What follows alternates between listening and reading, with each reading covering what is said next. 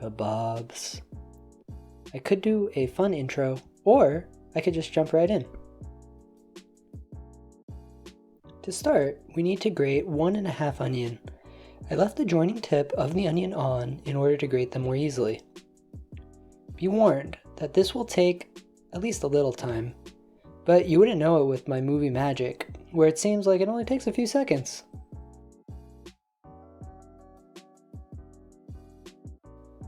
As you can see, once it's done, the onions are left very wet. If they remain wet, then they will not combine with the meat, so we have to strain them. And because I enjoy doing things the hard way for some reason, I used the smallest, albeit only, strainer that I could find. Anyways, squeeze out as much liquid as you can until it is mostly dry, as shown.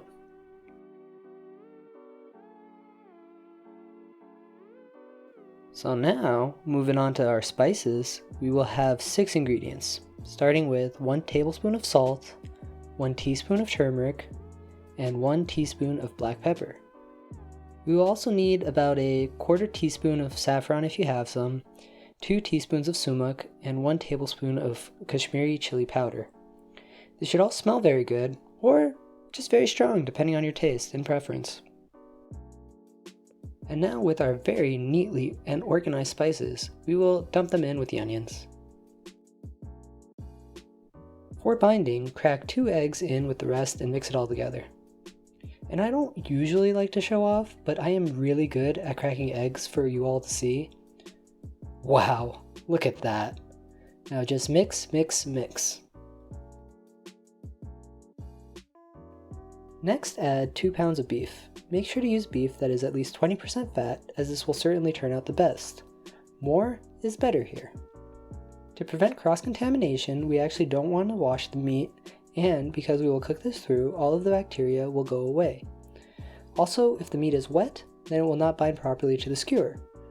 Mix all of the beef through, and then they will be ready to put on the skewer. And if it seems like this recipe is just a bunch of mixing and whirling, don't worry, it is.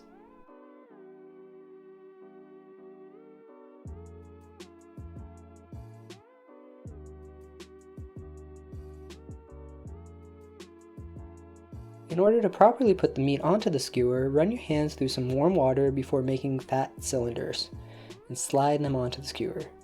I used 5 skewers total with this recipe. And oops, no, that did not work, but no worries. I added 2 tablespoons of cornstarch to the mix, or you could add 2 tablespoons of flour and try it again. So now again, we make fat cylinders and slide them onto the skewer. Then you can start to pat it out. Work from the center and squeeze gently until the kebabs are as long as desired. Be warned though, if they are too thin, then they are more likely to fall apart. If you are concerned about this, then I suggest making them next to your grill or oven and putting them straight on so they don't have time to fall apart. Next, cook the kebabs for about 12 minutes total or until done at 450 degrees. I flipped them twice during this process at about the 3 and 10 minute marks, but you can certainly do more or less. I didn't really know what I was doing, but it worked out great. Lastly, you just need to plate the kebabs nicely with some saffron rice, raita, and some watermelon mint juice. Put a teaspoon of melted butter on each kebab and dig in.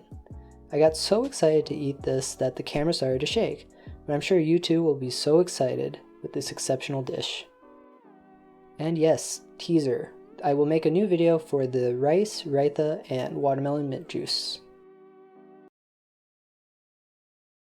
Oh, hey, I didn't see you there. Subscribe.